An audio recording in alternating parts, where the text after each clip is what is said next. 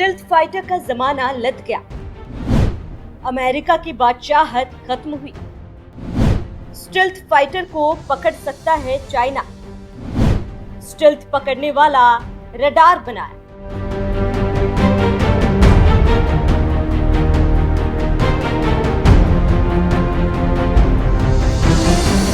नमस्कार, आप देख रहे हैं एनएमएफ न्यूज और मैं हूं आपके साथ श्रावणी पटना। कई विश्लेषकों और खुफिया एजेंसियों की राय है कि अगर अमेरिका किसी से डरता है तो वो है चीन। और अभी हाल ही में बादशाह अमेरिका की सारी कलई तब खुल गई जब हर देश पर टैरिफ लगा दिया गया, लेकिन चीन पर लगाने से अमेरिका के हाथ कांपने लगे। और सारी बेइज्जती होने के बाद भी अब अमेरिका ने टैरिफ लगाया तो चीन ने दो एक्शन लिया।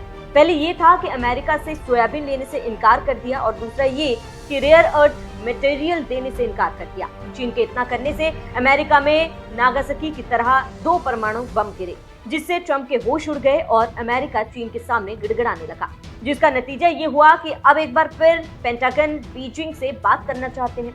इससे समझा जा सकता है कि अमेरिका किसी से डरता है तो वो है चीन। अगर ये बात नहीं समझ आई तो कोरोना तो याद ही होगा। दुनिया और साइंटिस्ट सबने कहा कि कोरोना चीन से फैला है और चीन पहले ही जानता था कि लेकिन दुनिया को नहीं बताया। आज भी आंकड़ा देने से इनकार कर रहा है। अमेरिका के उस समय राष्ट्रपति ट्रंप ही थे। क्या नहीं कहा चीन को, लेकिन चीन अमेरिकी धमकियों के बावजूद पीछे नहीं हटा और अमेरिका को औकात बता रहा है। और आज फिर चीन अमेरिकी राष्ट्रपति के सामने सीना तान कर खड़ा है और चाहकर भी ट्रंप कुछ नहीं कर पाया। उसी कड़ी में अमेरिका दुनिया की एक नया हथियार बनाकर धमका रहा, लालच दे रहा है कि कह रहा है ये सबसे ताकतवर लड़ाकू विमान है, इसे कोई पकड़ नहीं सकता। हमेशा की तरह एक बार फिर अमेरिका के सामने चीन खड़ा हो गया है और कह रहा है कि अमेरिकी स्टिल्थ फाइटर बेकार है और इसका कुछ नहीं होगा। अपने स्टिल्थ फाइटर पर घमंड करने वाले अमेरिका को चीन करारा तमाचा मारा है और ऐलान किया है कि उसने दुनिया के पहले अल्ट्रा लो नाइज 4 चैनलों वाले सिंगल फोटोन डिटेक्टर का बड़े पैमाने पर उत्पादन शुरू कर दिया है। फोटोन कैचर नाम का यह उपकरण एक सिंगल फोटॉन यानी ऊर्जा की सबसे छोटी इकाई का पता लगा सकता है। इस खूबी के कारण यह उपकरण स्टिल्थ विमानों का पता लगाने और उन पर नजर रखने के लिए क्वांटम कम्युनिकेशन और क्वांटम रडार जैसे अत्याधुनिक तकनीकों का एक प्रमुख कंपोनेंट बन गया है। अनहुई प्रांत स्थित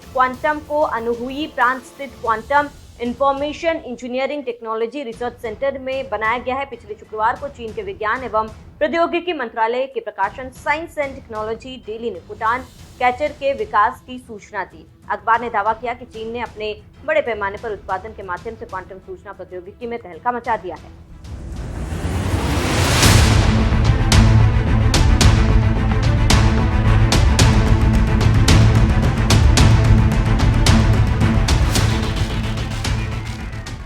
वैज्ञानिकों की माने तो जब कोई शख्स किसी तस्वीर को देखता है तो एक साथ अनगिनत फोटॉन उनकी आंखों में प्रवेश करते हैं। उनमें से केवल एक फोटॉन को अलग करना आंधी के बीच गिरते रेत के एक कण की आवाज को पहचानने के समान है। एकल फोटोन का पता लगाने की क्षमता का अर्थ है कि अत्यंत धीमी ऊर्जा संकेतों को भी पकड़ा जा सकता है, जिसे क्वांटम कम्युनिकेशन और क्वांटम रडार तकनीकों को साकार करने में सफल है। अमेरिकी F-22 जैसे पारंपरिक स्टिल्थ विमान रेडियो तरंगों को अवशोषित कर लेते हैं या विशेष कोटिंग्स और एयरफ्रेस डिजाइन पर निर्भर करता है, जिससे ये पारंपरिक रडार के लिए उद्देश्य हो जाते हैं। क्वांटम रडार अलग तरह से काम करता है। जब एक स्टिल्थ विमान क्वांटम रडार द्वारा उत्सर्जित फोटोन को रोकता है तो उन फोटोनों के मूल क्वांटम गुण बदल जाते हैं और स्टिल्थ फाइटर पकड़ लिए जाते हैं। क्वांटम यांत्रिकी के नो क्लोनिंग थ्योरी पर काम करता है। विमान के उत्सर्जित झूठे संकेतों को फोटॉन नकल नहीं करता। क्वांटम रडार ऐसे धोखे को पहचान सकता है। इसके अलावा क्वांटम रडार कम दृश्यता वाले लक्ष्यों बता सकता है। यह अपेक्षाकृत कम बिजली की खपत करता है। इसे विभिन्न प्लेटफॉर्मों पर तैनात किया जा सकता है। क्वांटम रडार का पता लगाना कठिन होता है और यह डिजिटल इलेक्ट्रोमैग्नेटिक वातावरण में छुपा रहता है। इस समय भारत के पास एडवांस फाइटर जेट राफेल है। यह 4++ जनरेशन का एक लड़ाकू विमान है जो कई तरह के खतरनाक हथियारों और तकनीकों से लैस है। अगर भविष्य में चीन के खिलाफ युद्ध की स्थिति बनती है तो भारत राफेल का इस्तेमाल कर सकता है। ऐसे में चीन का क्वांटम रडार भारत के राफेल को झट से पकड़ सकता है और उसकी सटीक सूचना चीनी एयर डिफेंस को दे सकता है। और आप जानते हैं कि चीनी रडार सिस्टम क्या करेगा। इसी से कहा जा सकता है कि अमेरिकी स्टिल्थ फाइटर में वो दम नहीं जो अमेरिकी क्वांटम को टक्कर दे सके और हरा सके। लेकिन अभी तो फिलहाल अमेरिकी स्टेल्थ विमान का काल चीन ने बना लिया है और अब एक बार फिर चीन को चैलेंज किया है। इससे समझा जा सकता है कि कैसे चीन ने अपनी रणनीतिक तैयारियों से अमेरिका को मात दे दी। इसके साथ ही साथ अमेरिका सबको हड़काता रहता है, लेकिन चीन और रूस की बारी आते ही अपने कदम पीछे खींच लेते हैं। और अब तो चीन के सामने अमेरिका लड़ाई को तैयार है, लेकिन चीन ने ऐसा अमेरिका का गला दबाया कि अमेरिका कुछ कर ही नहीं सकता और उसके बाद एक के बाद एक सफलता हासिल करके अमेरिका को कमजोर कर रहा है। और इसमें भारत भी शामिल है, क्योंकि भारत अमेरिका के बेकार हथियारों के बजाय अच्छे हथियारों को तरजीह दे रहा है। और भारत अमेरिका से डरा नहीं। अभी हाल ही में रूस से तेल की भरपाई डॉलर के बजाय चीनी रुपए में की, जिससे अमेरिका भड़क गया। आपको याद तो होगा ही कि पीएम मोदी ने कहा था कि ब्रिक्स की अपनी मुद्रा हो, जिसको लेकर ट्रंप ने धमकी भी दी थी। लेकिन भारत डरा नहीं। आप सुनिए अलग मुद्रा को लेकर क्या कहा था पीएम मोदी ने। पिछले 10 वर्षों में यह बैंक ग्लोबल साउथ के देशों के विकास के लिए महत्वपूर्ण विकल्प के रूप में उभर रहा है। भारत के गिफ्ट सिटी के साथ साथ अफ्रीका तथा रूस में रीजनल सेंटर्स के खुलने से इस बैंक की गतिविधियों को बल मिला है और लगभग $35 बिलियन के डेवलपमेंट प्रोजेक्ट्स सैंक्शन किए गए हैं। एनडीबी को डिमांड ड्रिवन सिद्धांत पर काम करते रहना चाहिए और बैंक का विस्तार करते हुए long term financial sustainability, healthy credit rating और मार्केट एक्सेस सुनिश्चित करने पर प्राथमिकता रहनी चाहिए। फ्रेंड्स, नए स्वरूप में ब्रिक्स $30 ट्रिलियन से भी ज्यादा बड़ी इकोनॉमी है।